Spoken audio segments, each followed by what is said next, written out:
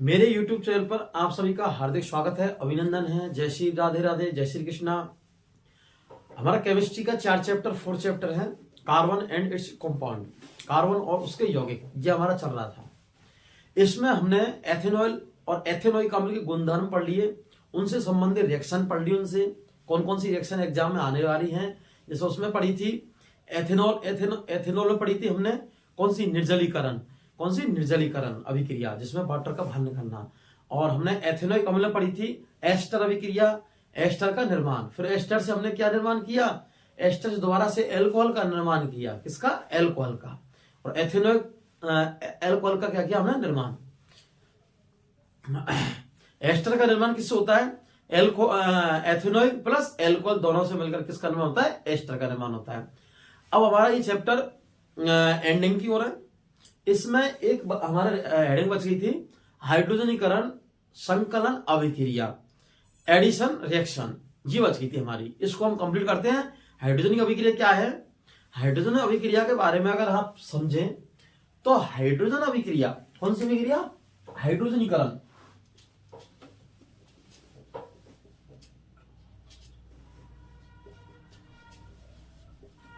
हाइड्रोजनीकरण अभिक्रिया, ये जो हमारी अभिक्रिया हाइड्रोजनीकरण अभिक्रिया, इसमें क्या होता है कि जो असंतृप्त हाइड्रोकार्बन है, कौन सा? असंतृप्त हाइड्रोकार्बन को निकिल और पैलेडियम, जो निकिल होता है Na और पैलेडियम, इसकी निकिल पैलेडियम उत्प्रेरक की उपस्थिति में 473 डिग्री केल्विन ताप पर गर्म करते हैं। तो असंतृप्त हाइड्रोकार्बन कौन सा? असंतृप्त हाइड्रोकार्बन संतृप्त में चेंज हो जाता है। किसमें होता है? संतृप्त में। सेचुरेट में चेंज हो जाता है। असंतृप्त हाइड्रोकार्बन संतृप्त हाइड्रोकार्बन में क्या होता है? चेंज। इस प्रकार से तो हमने कौन सी अभिक्रिया को पढ़ा था? हाइड्रोजनीकरण अभिक्रिया के बारे में हम पढ़ रहे हैं। कौन सी अभिक्रिया के बारे में? हाइड्रोजन अभिक्रिया के बारे में हम इसमें पढ़ रहे हैं, टॉपिक में हमारे में चल रहा है। अब इसमें है, समझ गए कि असंतृप्त हाइड्रोकार्बन संतृप्त हाइड्रोकार्बन में, जैसे असंतृप्त में एथीन C2H4 परिवर्तन होता है C2H6 एथीन में। किसमें? एथीन में। ये क्या है? एथीन। एथीन होता है एथीन। एथीन एथीन में चेंज। एथीन मतलब डबल बॉन्ड और एथीन मतलब सिंगल बॉन्ड। जो मैं आपको इससे पहले की स्टार्टिंग की वीडियो बता चुका हूं, संतृप्त में कितने बॉन्ड है, सिंगल बॉन्ड है। इससे पहले की वीडियो को आप देखो पूरी कंप्लीट को। स्कोरिंग चैप्टर है 10th क्लास के लिए, और हमारा एंड चल रहा है इसमें। इस हाइड्रोजन संकलन अभिक्रिया बताने के बाद में हम आपको फिर चालू करेंगे अपमार्जक और साबुन और अपमार्जक। फिर उसके बाद मिसेल का निर्माण। तो अब हेडिंग लगाते हैं, संकलन अभिक्रिया। दूसरा नाम क्या है? हाइड्रोजनीकरण अभिक्रिया। हाइड्रोजनीकरण अभिक्रिया। इस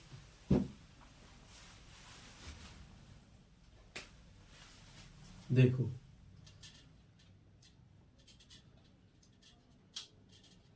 संकलन अभिक्रिया, और इसको इंग्लिश में बोलते हैं एडिशन। क्या है? Addition reaction.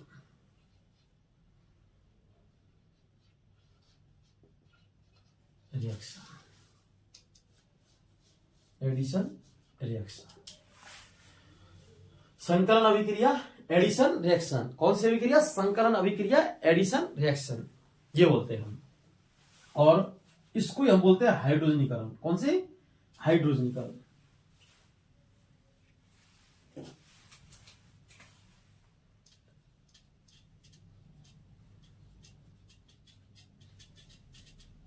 हाइड्रोजनीकरण,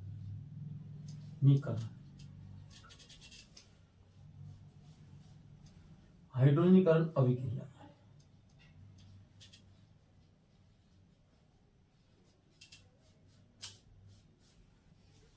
इसका नाम है हाइड्रोजनीकरण अभिक्रिया। क्या नाम है? हाइड्रोजनीकरण अभिक्रिया।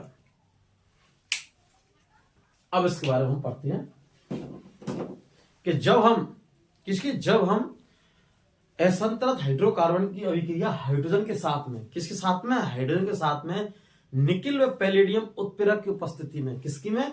निकिल व palladium, nickel Na, palladium Pd की उपस्थिति में 473 डिग्री केल्विन ताप पर कराते हैं तो हमें संतृप्त हाइड्रोकार्बन प्राप्त होता है। कौन सा? संतृप्त। लिखते हैं इसमें, जब हम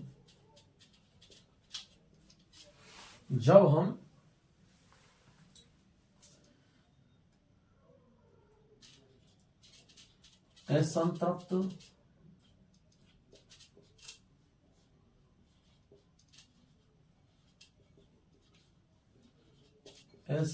हाइड्रोकार्बन,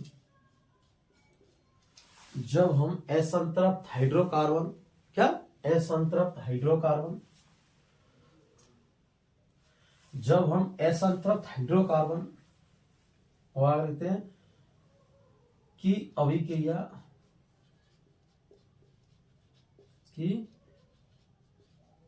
अभिक्रिया H2 मतलब हाइड्रोजन गैस,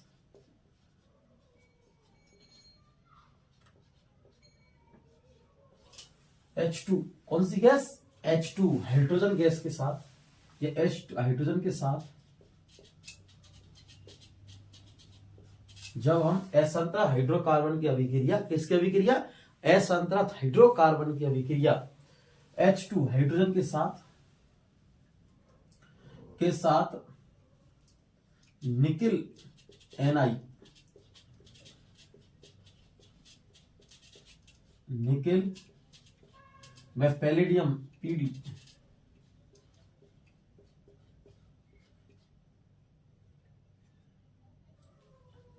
पैलेडियम, निकिल व पैलेडियम के साथ, किसके साथ? निकिल व पैलेडियम के साथ में अभिक्रिया। तो निकिल व पैलेडियम के साथ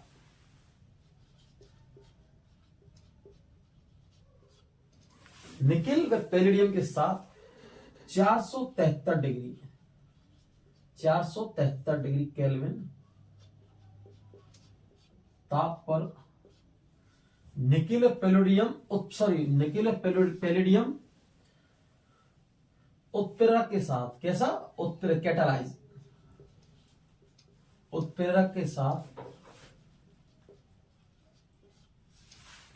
उत्प्रेरक के किसके साथ? निकिल पैलेडियम उत्प्रेरक के साथ 473 केल्विन, कितना? 473 केल्विन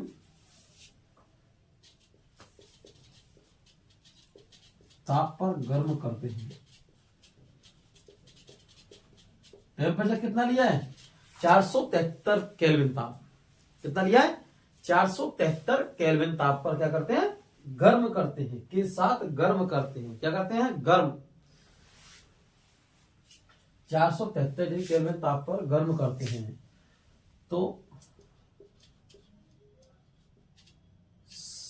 हमें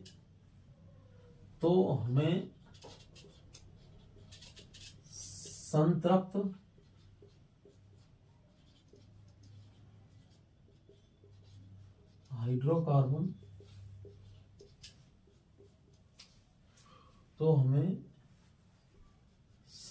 हाइड्रोकार्बन,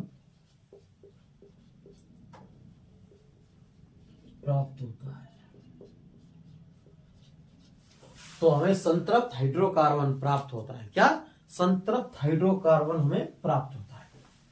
तो फिर से देखते हैं, जब हम संतृप्त हाइड्रोकार्बन की अभिक्रिया, किसकी? जब हम संतृप्त हाइड्रोकार्बन की अभिक्रिया हाइड्रोजन के साथ, किसके साथ? हाइड्रोजन के साथ कराते हैं। किस साथ कराते हैं? हाइड्रोजन के साथ हम कराते हैं। जब हम संतृप्त हाइड्रोकार्बन की अभिक्रिया हाइड्रोजन के साथ कराते हैं, किसके साथ कराते हैं? हाइड्रोजन के साथ कराते हैं। और किसकी उपस्थिति में? निकिल की उपस्थिति में। किसकी उपस्थिति? निकिल व पैलेडियम उत्प्रेरक की उपस्थिति में। कैटालाइज, जो अभिक्रिया के वेग को बढ़ा देते हैं। तो कैटालाइज उत्प्रेरक होते नहीं, उत्प्रेरक किसे कहते हैं? ऐसे क्रियाकारक, मतलब क्रियाकारक, और एक तो होता है क्रियाकारक इधर वाला, दूसरा होता है क्रियाफल। ऐसे यौगिक या फिर मतलब ऐसे यौगिक जो अभिक्रिया में भाग ना लेकर, किसमें? ऐसे यौगिक जो अभिक्रिया में भाग ना लेकर अभिक्रिया के वेग को परिवर्तित कर देते हैं, उसे क्या कहते हैं? उत्प्रेरक कहते हैं, कैटालाइज। जैसे क्रियाकारक से उत्पाद का निर्माण हो रहा है, तो किसकी उपस्थिति में? उत्प्रेरक, मतलब ये उत्प्रेरक की उपस्थिति में, कैटालाइज में। और यह सभी क्रिया में, हाइड्रोजन अभिक्रिया में निकिल पैलेडियम, ये ध्यान रखना, nickel palladium NiPd 473 degree Kelvin ताप पर, कितना? 473 डिग्री केल्विन ताप पर, ये आपको याद रखना है।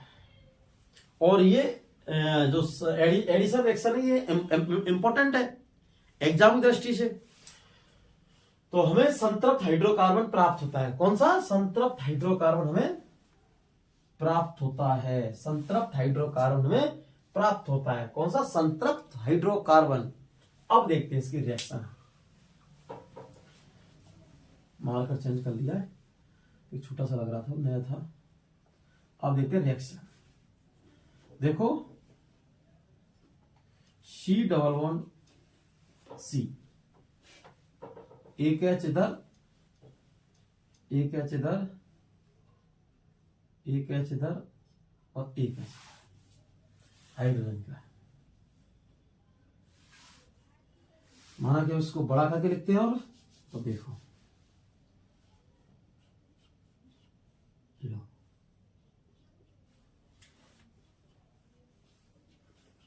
हमने कुछ नहीं किया। रफ का मतलब था हमारा बड़ा करना, थोड़ा सा बड़ा कर, जिससे दिखने में कोई दिक्कत नहीं आए। C double bond C। अब देखो हम कार्बन की क्या कहते हैं? वैलेंसी। तो कार्बन हमारा, तो देख 1 2 3 4, 1 2 3 4, मतलब कार्बन बैलेंस पूरी है। इसी करते 1 2 3 4 बैलेंस पूरी। और ये हमारा कैसा है? इसका नाम क्या है? एथीन। क्या है नाम इसका? एथीन। और ये अभिक्रिया करेगा H2 के साथ में, किसके साथ में? H2 के साथ में करेगा, किस साथ में करेगा? H2 के साथ में, हाइड्रोजन गैस के साथ में, के साथ। और उत्प्रेरक कौन सा लेगा? Nickel NiPd। और टेम्परेचर कितना होगा? 473 केल्विन ताप पर ये अभिक्रिया होगी। देखो क्या कह रहा है? एथीन कैसा है? असंतृप्त हाइड्रोकार्बन है। असंतृप्त हाइड्रोकार्बन की अभिक्रिया हाइड्रोजन के साथ में निकिल पैलेडियम उत्प्रेरक 473 डिग्री केल्विन ताप पर कराते हैं, तो हमें क्या होता है? संतृप्त हाइड्रोकार्बन प्राप्त होता है। कौन सा होता है? संतृप्त हाइड्रोकार्बन प्राप्त होता है। कौन सा हाइड्रोकार्बन? संतृप्त। तो देखो, अब देखो एथीन ले ली हमने, अब इसकी रिएक्शन अब कंप्लीट कराते हैं। तो C सिंगल बॉन्ड, एक H इधर और एक H इधर, डबल बॉन्ड सिंगल बॉन्ड में परिवर्तित होता है, किसमें? सिंगल बॉन्ड में। अब गिनो 1 2 3 4, 1 2 3 4। और ये क्या है? एथेन।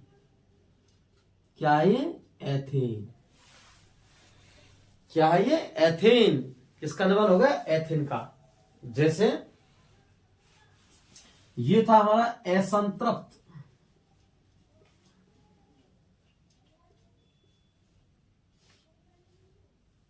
और इसकी अभिक्रिया करा दी हमने H2 के साथ में, किसकी उपस्थिति में?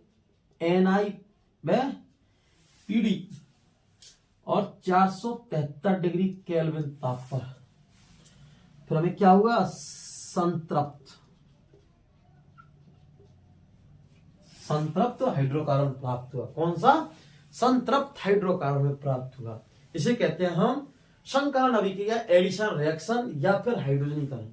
कौन सी रिएक्शन? वो हाइड्रोजनीकरण अभिक्रिया। ये अब इससे कुछ व्यापारिक उपयोग है। क्या है? व्यापक उपयोग है। इसके जो औद्योगिक उपयोग है या उपयोग, औद्योगिक अनुप्रयोग, इसमें क्या होता है? जो हमारे असंतृप्त हाइड्रोकार्बन होता है, वो कौन होता है? वनस्पति तेल। कौन सा होता है? वनस्पति तेल। और वनस्पति तेल में हाइड्रोजन गैस प्रभावित करके निकेल और पैलेडियम की उपस्थिति में वनस्पति घी का निर्माण किया जाता है। किसका? वनस्पति घी का। जो आपको मार्केट में वनस्पति घी मिलता है नहीं, वो इस प्रकार से बनता है, वनस्पति तेल से वनस्पति घी का निर्माण। अब इसके लिखते हैं हम उपयोग। क्या लगता है? उपयोग। औद्योगिक इंडस्ट्रियल एरिया, इंपॉर्टेंट, इंटरनेशनल। ठीक है, इसको रब करता हूं।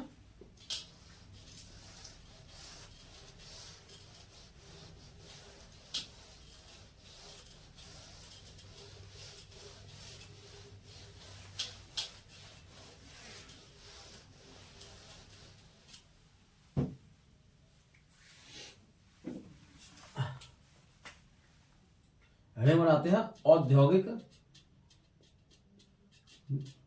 इंडस्ट्रियल एरिया, औद्योगिक अनुप्रयोग क्या है इसके?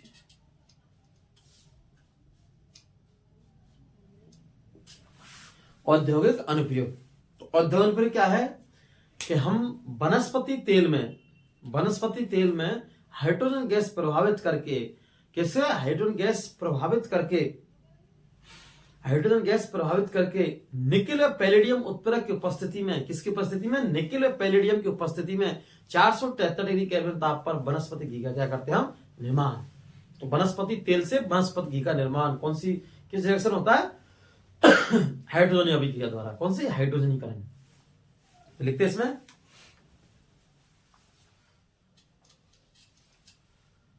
वनस्पति, कौन सा? वनस्पति तेल, हाइड्रोजन, वनस्पति तेल में H2 गैस, कौन सी gas? H2 gas, hydrogen gas प्रभावित करने पर, क्या करने पर? प्रभावित करने पर इसके H2 के साथ अभिक्रिया कराकर, है ये की बोल सकते हैं इसको, H2 के साथ अभिक्रिया प्रभावित करके, प्रभावित करके साथ ही निकिल Na व पीडी उत्प्रेरक के साथ में, NiPd उत्प्रेरक के साथ में, किसके साथ में? उत्प्रेरक के साथ में, किस साथ? Ni निकिल पैलेडियम, मतलब Ni निकिल और Pd पैलेडियम है के साथ में 473, वही सेम चीज, केल्विन ताप पर गर्म करने पर, केल्विन ताप पर गर्म करने पर वनस्पति, कौन सा पति? वनस्पति तेल वनस्पति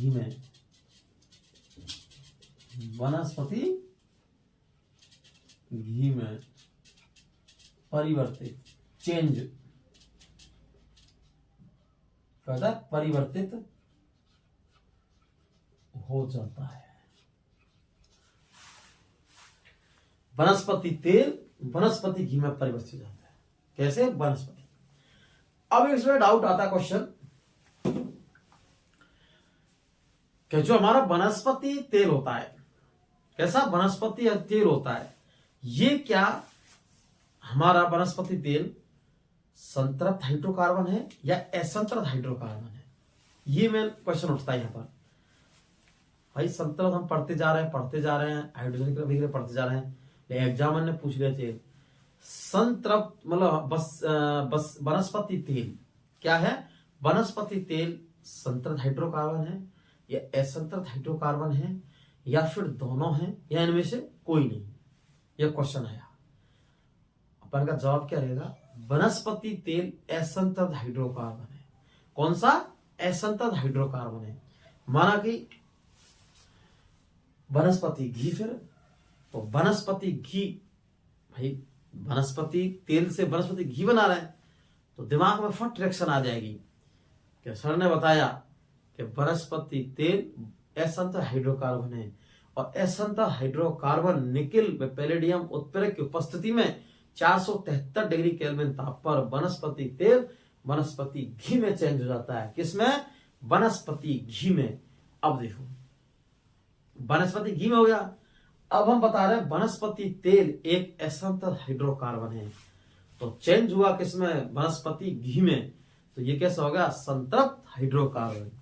तो अगर हमारा क्वेश्चन अगर आता है क्वेश्चन तो 2 पॉइंटों में वनस्पति तेल तो क्या है? असंतृप्त हाइड्रोकार्बन। कौन सा? असंतृप्त हाइड्रोकार्बन। कौन सा कार्बन? असंतृप्त हाइड्रोकार्बन। असंतृप्त हाइड्रोकार्बन। और कार्बन समझ, हाइड्रोकार्बन पहले बता चुका हूं मैं कि हाइड्रोकार्बन क्या होता है? ऐसा यौगिक जो हाइड्रोजन व कार्बन दोनों से मिलकर बना होता है। कैसे? कार्बन प्लस हाइड्रोजन, असंतृप्त हाइड्रोकार्बन। ठीक है। अब देखो फिर वनस्पति घी। वनस्पति घी, घी कैसा है? वनस्पति घी कैसा है? संतृप्त हाइड्रोकार्बन। कौन सा? संतृप्त हाइड्रोकार्बन। हाइड्रोकार्बन है कौन सा? संतृप्त। संतृप्त हाइड्रोकार्बन। संतृप्त सैचुरेट हाइड्रोकार्बन या अनसैचुरेट हाइड्रोकार्बन। अब तो नहीं भूलोगे इसको। जरूर एक चीज मैंने लिखा दी पॉइंट में कि वनस्पति तेल कैसा है? संतृप्त नहीं, असंतृप्त हाइड्रोकार्बन। और वनस्पति घी संतृप्त हाइड्रोकार्बन। कौन सा? संतृप्त हाइड्रोकार्बन। देखो अब देखो, अब इसकी रिएक्शन देखते हैं हम। तो देखो वनस्पति घी क्या है? वनस्पति घी क्या है? वनस्पति घी, सॉरी तेल ऑयल।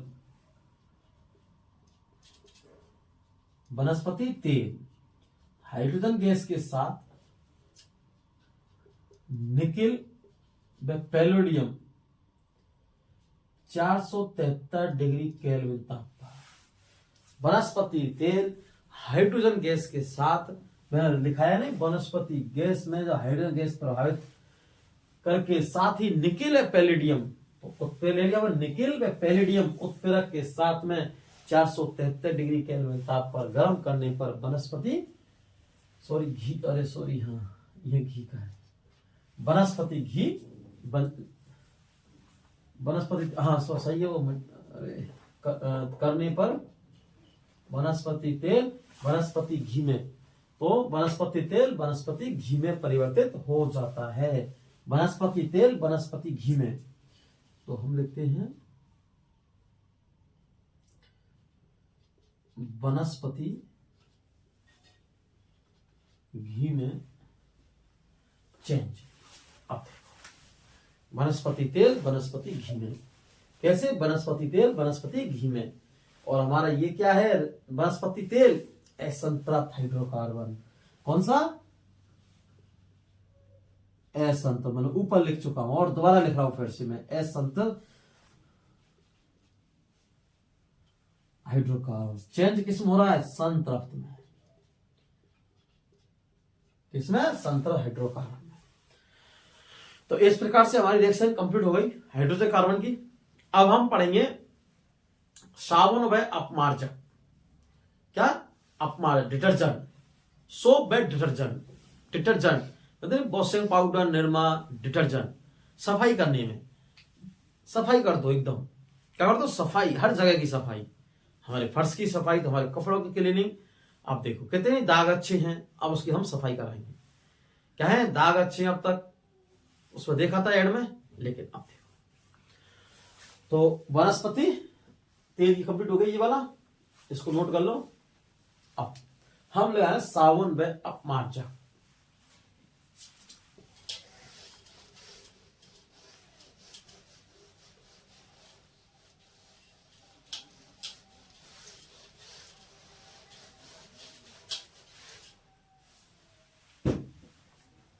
देखो लगाते हैं हम।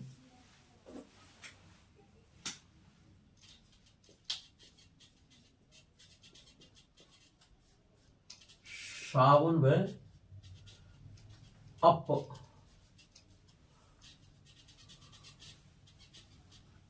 अपमार्जक, soap and detergent, soap and detergent. अब इसके बारे में हम बताते, पहले समझते इसके बारे में हम। साबुन अपमार्जक क्या है? साबुन और अपमार्जक हमारे अगर इनको डिफरेंशिएशन करें तो वैसे बेसिकली साबुन हमारे मृदु जल में सफाई करते हैं। किसमें? मृदु जल में सफाई करते हैं। किसमें? मृदु जल में। और अगर हमारे डिटर्जेंट की बात करें अपमार्जक की, तो ये मृदु जल व कठोर जल, मतलब सॉफ्ट व हार्ड वाटर में दोनों में सफाई का कार्य करते हैं। क्या करते हैं? दोनों में सफाई कार्य करते हैं साबुन और अपमार्जक। करना क्या है, जैसे अगर प्रैक्टिकल के जरिए समझे आप, तो हमें पता नहीं है हमारा कौन सा मृदु जल है, कठोर जल है। हम इसमें डिफरेंशिएशन नहीं कर पा रहे हैं, या फिर हम अनुमान कैसे लगाएं कि हमारा साबुन इसमें काम करेगा या नहीं करेगा। इसको हम समझते हैं। आपको पहले क्या है, जिस कपड़े से आप कपड़ों से, मतलब जिस जल से आप कपड़ों की सफाई कर रहे हैं, वॉश कर रहे हैं, जिस वाटर से, उसको क्या करना है, एक जग लेना है। और जग लेते हैं, उसमें क्या करना है, हम जग से पूरा भर लेते हैं। जग में क्या लेते हैं? बॉटल लेते हैं, पानी लेते हैं। और पानी जो लेते हैं तो उसमें हमारा साबुन डालते हैं। सबसे पहले क्या डालते हैं? साबुन हम डालते हैं तो हमारा डालते कुछ जगह उसको हिलाते हैं तो झाग बनते हैं। क्या बनते हैं? झाग। अब झाग हमारे बनते हैं तो झाग ऐसे लगते हैं जैसे माना कि हमारा कुछ टुकड़ों से में, किसमें? टुकड़े में। कैसे? टुकड़े टुकड़े से आते हैं साबुन के झाग के। उसमें ऐसा लगता है धुंधला सा है, छिचला सा, मतलब एक तरीका से, इस तरीका से। तो हम लगा सकते हैं कि ये हमारा क्या है? कठोर जल है। कैसा है? कठोर जल है। अगर हमारे साबुन के जल, अगर हमने जल लिया है जग में, और तो अगर उसमें हम साबुन डालते हैं, क्या डालते हैं? साबुन। और अगर हमारे झाग बिल्कुल स्मूथ रहे, कोई टुकड़ा नहीं हुआ, कोई उनमें ऐसा नहीं लगा कि दही बन गया उसका दिखने में, तो हम उसमें लगा सकते हैं ये मृदु जल है। क्या है? मृदु जल। अगर हम डिटर्जेंट लेते हैं, अपमार्जक लेते हैं, अपमार्जक में चाहे तो आपका हार्ड वाटर हो या सॉफ्ट वाटर हो, दोनों में झाग बनाएगा। क्या बनाएगा? झाग। सब एक चीज। दूसरा, अगर हमारा कोई सॉफ्ट जल है, क्या सॉफ्ट वाटर है, सॉफ्ट वाटर में अगर हमारा साबुन अधिक झाग बना रहा है, मतलब या कोई जल है जिसमें हमारा जैसे अगर एक बार अगर एक दूसरे तरीका से देखें आप, तो अगर जैसे हमारा क्या है, जल है, और जल में अगर हमारा साबुन ज्यादा झाग बना रहा है, क्या बना रहा है? ज्यादा झाग बना रहा है, तो हम इसमें लगाएंगे कि इसमें क्या है? ये सॉफ्ट जल है। कौन सा? सॉफ्ट, मृदु जल। और अगर जल में अगर हमारे साबुन अधिक कम झाग बना रहा है, क्या बना रहा है? कम झाग, तो हम लगा सकते हैं कि ये कौन सा जल है? कठोर जल है। जल की बात है। फिर अगर इसकी कहते हैं अपमार्जक की, तो कठोर हो चाहे मृदु हो, मतलब सॉफ्ट या हार्ड जल हो, वाटर हो, इसमें दोनों में समान ये बनाएगा झाग। क्या बनाएगा? झाग समान। और इससे हम अनुमान लगा सकते हैं कि हमारा कठोर जल है साबुन या मृदु जल है। अब हम सबसे पहले साबुन के बारे में पढ़ते हैं। तो इसमें एक तो पूछा था साबुन का सूत्र, साबुन का फॉर्मूला C17H35COON, ये पूछा था। दूसरा, साबुन किसे कहते हैं, ये पूछा था इसमें। सबसे पहले आता है हेडिंग साबुन की। साबुन हेडिंग लगाते हैं, सोप। साबुन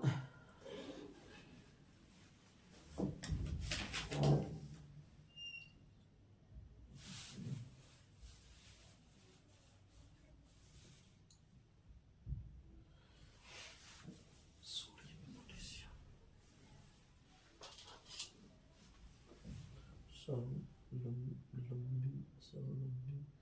श्रृंखला वाले खानों से।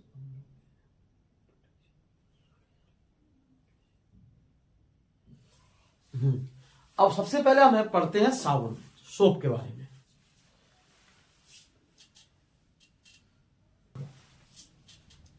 अब आते हैं हम साबुन के बारे में, सोप के बारे में।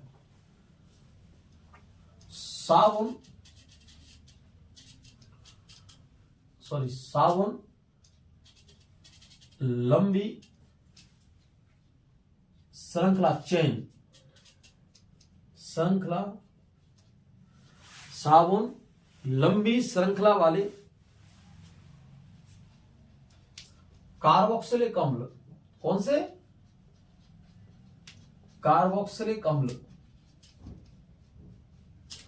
साबुन लंबी श्रृंखला वाले कौन से? साबुन लंबी श्रृंखला वाले कार्बोक्सिलिक अम्ल, कार्बोक्सिलिक अम्लों के सोडियम, जैसे सोडियम इसका प्रतीक होता है Na, व पोटेशियम,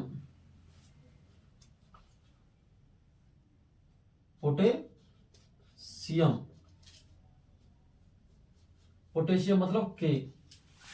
साबुन लंबी श्रृंखला वाले कार्बोक्सिलिक अम्लों के, साबुन लंबी श्रृंखला वाले कार्बोक्सिलिक अम्लों के सोडियम व पोटेशियम अम्लों के सोडियम व पोटेशियम लवण होते हैं। क्या होते हैं? सोडियम व पोटेशियम लवण होते हैं। साबुन क्या होता है हमारा?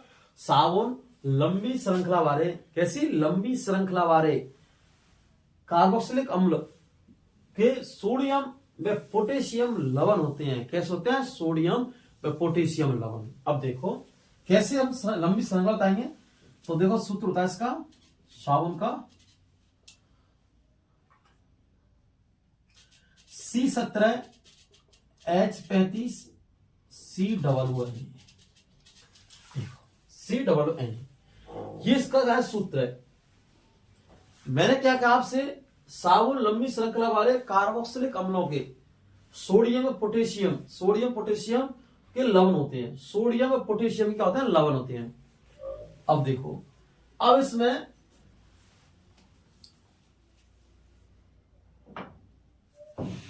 सोडियम और पोटेशियम क्या होते हैं? लवण होते हैं। इसमें क्या होते हैं? सोडियम पोटेशियम के लवण होते हैं। अब देखो, जैसे लंबी श्रृंखला से मतलब है इसमें कि C17 कितने C? 1 2 3 4 इस प्रकार से खाता जाएंगे 17 तक, 17 कार्बन तक, 1 2 3 4 5 6 7 8, और इन पर हाइड्रोजन जुड़ती जाएगी ऐसे 1H, इधर H, इस प्रकार हाइड्रोजन भी जुड़ता जाएगा। तो ऐसी क्या बन जाएगी? चेन बन जाएगी, रिएक्शन इस प्रकार C17H35 वाली, और इस पर सोडियम और पोटेशियम के लवण है। इस प्रकार से क्या बन जाएगी? चेन बनती हुई चल जाएगी आगे तक। कब तक बनेगी? C17 तक। C17 कार्बन आएंगे तो लंबी चेन बनेगी। तो इसको यही तो कहा था हमने कि साबुन लंबी श्रृंखला वाले कार्बोक्सिलिक अम्लों के सोडियम में पोटेशियम लवण होते हैं। लंबी श्रृंखला का मतलब है कि ये हमारा फॉर्मूला है C17H35 COONA, सोडियम। क्या है लास्ट में? ये है सोडियम। सोडियम में पोटेशियम के लवण होते हैं। किसके? सोडियम में पोटेशियम के लवण होते हैं। और ये हमारा कार्बोक्सिलिक अम्ल समूह हो गया। ये COO क्या होगा? COO कार्बोक्सिलिक समूह हो गया हमारा ये। और इसमें पता क्या चला कि भाई साबुन लंबी श्रृंखला वाले कार्बोक्सिलिक अम्ल होते हैं। पता हमें इससे चला सोडियम और पोटेशियम के लवण होते हैं। किसके? सोडियम पोटेशियम के लवण होते हैं C17H35 COOO, इस प्रकार। अब देखते हैं हम साबुन के बारे में। अब साबुन हमारा होता है, साबुन केवल मृदु जल में, किसमें? सॉफ्ट वाटर में। मृदु मतलब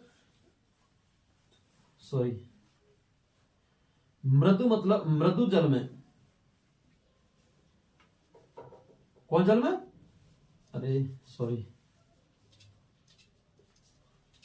मृदु जल में सफाई करता है। कौन जल में? केवल मृदु जल में क्या करता है? सफाई कपड़ों की। किसी का सफाई करता है? कपड़ों की, मृदु जल में। कौन? साबुन हमारा सिर्फ मृदु जल में सफाई करता है कपड़ों की। किसकी? मृदु जल में। वो मैंने आपके लिए पहले बता दिया प्रैक्टिकल से।